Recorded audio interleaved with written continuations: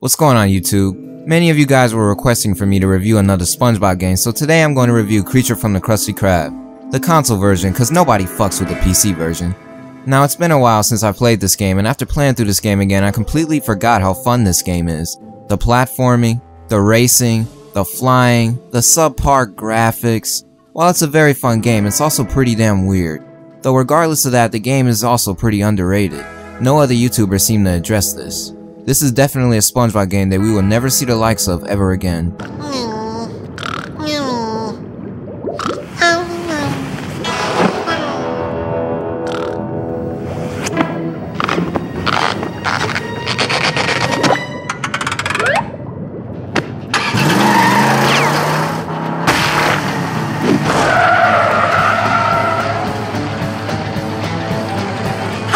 Daddy-o, my bed is transmogrified into a lean, mean racing machine. Time to put the pedal to the metal, the rubber to the road, and the sponge to the street. Being different just means you stand out from the crowd and can accomplish many great things. I love 3D platformers, but that doesn't make me a pussy. You are a fucking baby. Don't let anyone stop you from achieving great things. I don't like black people. Fred 5107 TM. You'll only find it here. Story time!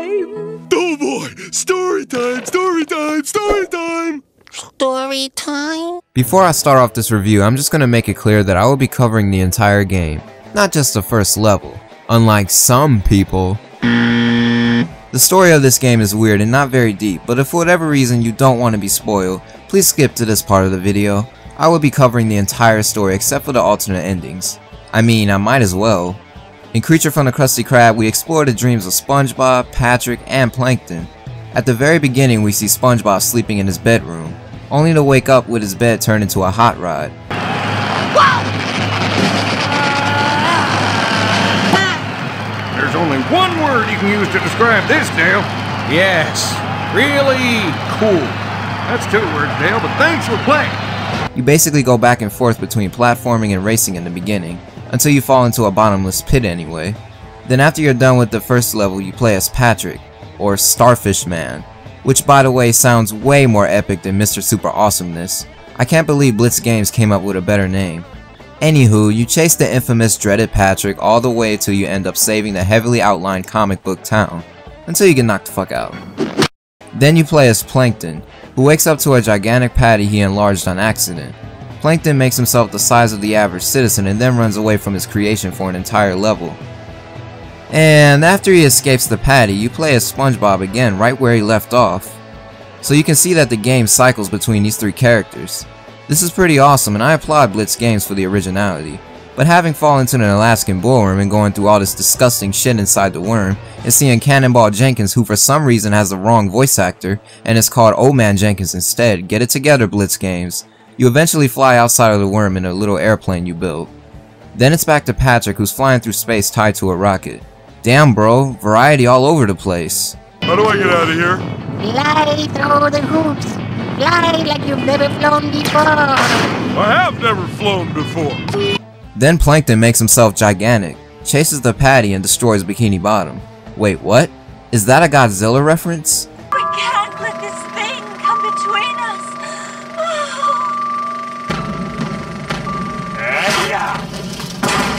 Dude, these 3D films are awesome.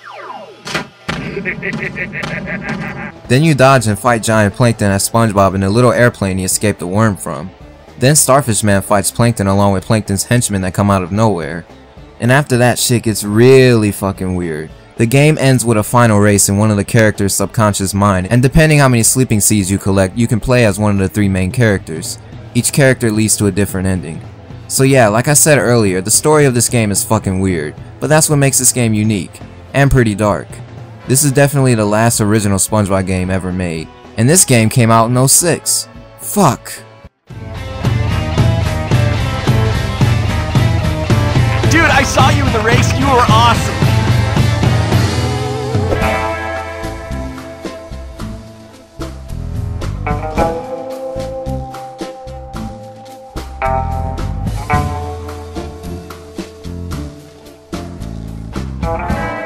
The game takes the skill of Blitz Games, who took inspiration from Heavy Iron's 2 games.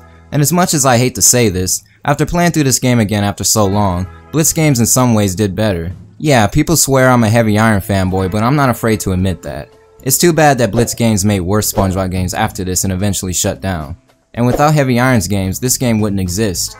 The game has variety and is creative. You go from racing to platforming again, to a 2.5D chase scene, to minigames, to flying in space, to smashing the whole fucking town. There was time and effort put into this game. I just fucking love it. While the game is linear as all hell, you can conveniently save the game at every checkpoint and go back to where you left off. Now that was a good idea, cause the levels are so damn long anyway. There are new additions to gameplay like winch cranks and pulling tabs too. I believe this game deserves some credit. I mean, SpongeBob fans don't give this game any credit. They give Battle for Bikini Bottom, the movie game, and Lights Camera Pants a lot of credit, but not too many people talk about this game, and it's kinda sad. You spend a lot of time collecting snoozies that can be used to unlock stuff from the gallery and collecting sleeping seeds so you can play as Patrick or Plankton at the end of the game. The game keeps you interested throughout because the gameplay actually changes. Behavior Interactive, you should definitely take some notes, because you guys never change shit, but Blitz Games actually changed the gameplay throughout the game, and that was awesome. While the gameplay is great, the PS2 and GameCube versions of the game are both capped at 30 frames per second, with only the random minigames you play in between, cutscenes, menus, and certain sections of the game running in 60. That's pretty odd, but the Fairly OddParents games Blitz Games made also had a 30 FPS cap, so it's not that surprising. It's just weird because all the previous console releases of SpongeBob kept a steady 60 FPS throughout, even Revenge of the Flying Dutchman. One thing I like about this game is his references and similarities. The Starfish Man levels resemble the Crimson Chin levels in the Fairly OddParents games, and the SpongeBob and Patrick platforming sections are completely inspired by Heavy Iron's formula. The Blitz Games knew that Heavy Iron did shit right, so they took their style and created their own by adding their own moves. That wasn't a bad idea at all though. What? You don't believe that Blitz Games low-key ripped off Heavy Iron's games? Listen to these lines. Don't they sound familiar? Nothing can stop me now. Hey, Sponge Fool! Why don't you just give up? There's no one left to help you. No one left at all.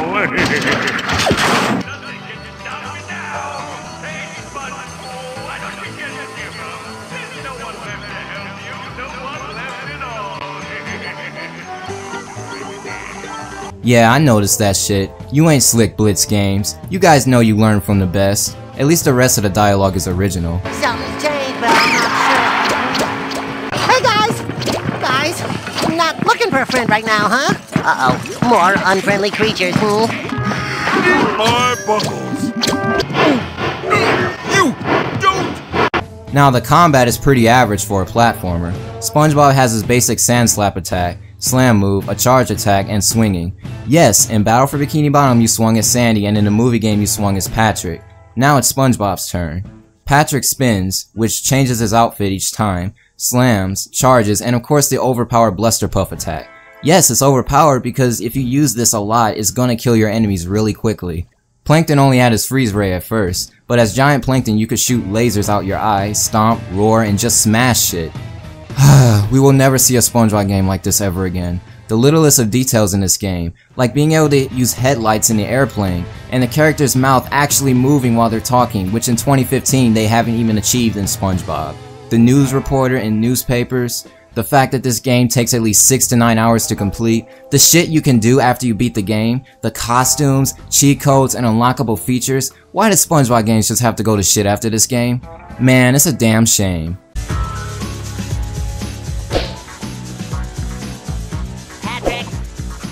The music in this game is fucking amazing. This game took the approach any licensed game should take. Creature from the Krusty Krab has original and imaginative music that fit the game's theme. For every different environment you explore, there's a different track that fits the environment. Not only that, but as you navigate through different sections of a level, the music remixes itself and changes. I just love it. It's so original and creative. I remember one time when I was in my dad's car and listening to this game's soundtrack on my iPhone, and he was like, "What's that you're listening to? It sounds really good." I'm just like, "Yo, it's SpongeBob music." He's like, "Get out of here, really?" Yes, it is in fact pretty hard to believe that this is coming straight out of a SpongeBob game. Just listen to this shit. These guys need my help. Catch you later, rocks. I think I found my true calling. I'm the best rock shooter there is.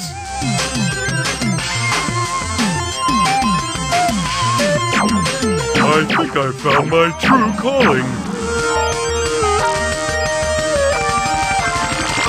I'm glad you're okay.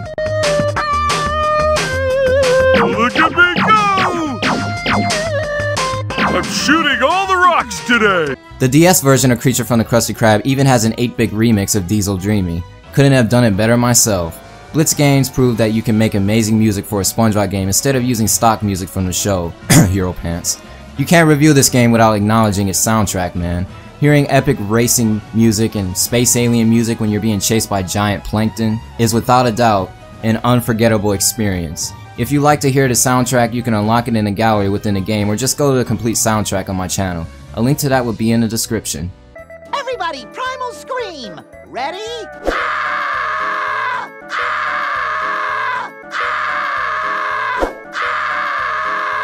Okay, to be fair about this, we will have to disregard how this game looks in the footage of this video, and think about its original 480i resolution. This game was originally supposed to be on PS3, Xbox 360, and the original Xbox, but they were cancelled for unknown reasons, but it's most likely because of time constraints, and the PS3 was hard to develop on. The console version ended up only being on PS2, GameCube, and Wii. If the game were on PS3 and 360, it would look like the footage in this video, most definitely. The graphics are actually very subpar, which means they look like shit. Yes, the textures and anti-aliasing weren't done very well compared to Battle for Bikini Bottom in the movie game. I can't tell if Blitz Games downgraded the graphics on purpose or if they were lazy with it. Well, the graphics may be bad, but they're certainly tolerable. They're not that bad. They don't take away the overall experience of the game. If you're a graphics or resolution whore, you're going to have to sit down and look in the mirror and ask yourself, does my face look better than Creature from the Krusty Krab's graphics? If the answer is no, then that is not a reason to avoid purchasing the game. Go figure. Hey look, it's Old Man Jenkins! Old Man Jenkins, what are you doing here? Howdy, SpongeBob. I was eating just like you.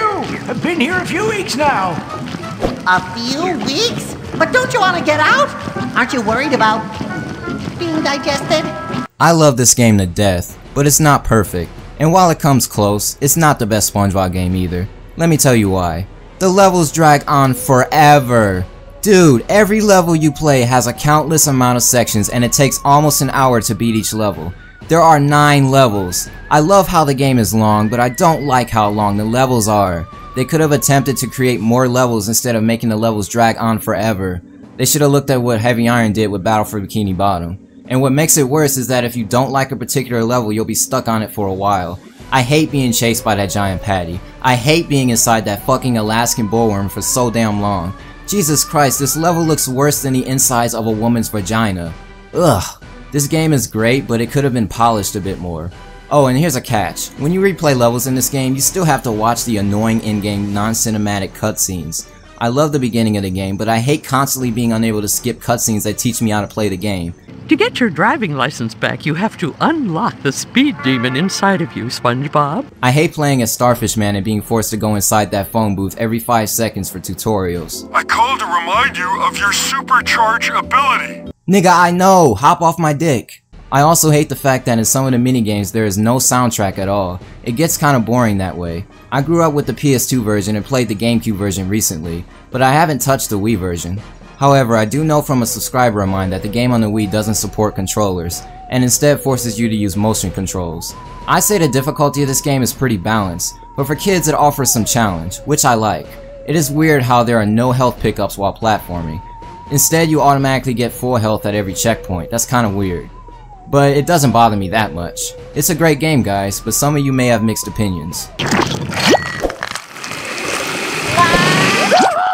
Do you like 3D platformers? Do you like Heavy Iron SpongeBob games? Do you like creativity? If the answer to any of these questions is a yes, I can recommend this game to you. If you're a critical Super Mario and Crash Bandicoot type gamer, you have to give this game a chance before bashing it.